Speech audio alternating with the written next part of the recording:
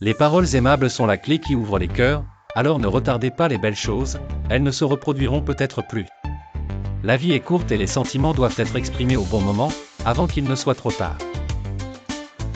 Dans un petit village, il y avait un vieux fermier vivant une vie simple avec sa femme.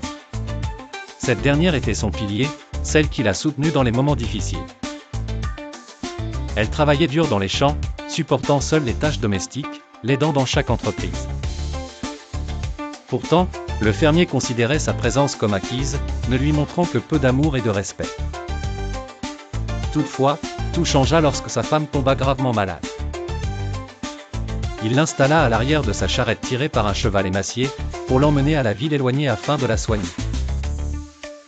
Pendant le long trajet, l'homme se mit à parler, dévoilant ses pensées, comme s'il se confiait à lui-même tout en réconfortant sa femme malade qui avait partagé 40 années de peine et d'angoisse avec lui, l'aidant au champ et portant seul le poids du foyer.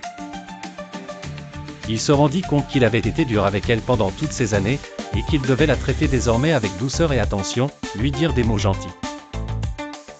Il avoua l'avoir injustement négligée, que la vie elle-même avait été cruelle envers elle, car il n'avait jamais trouvé le temps de lui offrir une parole douce, un sourire authentique, ou un geste de tendresse.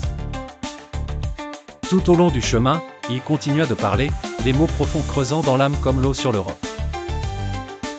Il tenta de lui offrir, par ses paroles, ce qu'elle avait perdu durant ces 40 années, amour, tendresse, et chaleur conjugale, lui promettant de réaliser ses désirs pour le reste de sa vie. À leur arrivée en ville, il descendit pour la prendre dans ses bras et l'emmener chez le médecin, mais il découvrit qu'elle était déjà morte, froidement, durant le trajet, partie avant d'entendre ses douces paroles. Moralité, comme ce vieux fermier se confessant trop tard, les mots perdent leur sens lorsqu'ils arrivent après que l'instant est passé.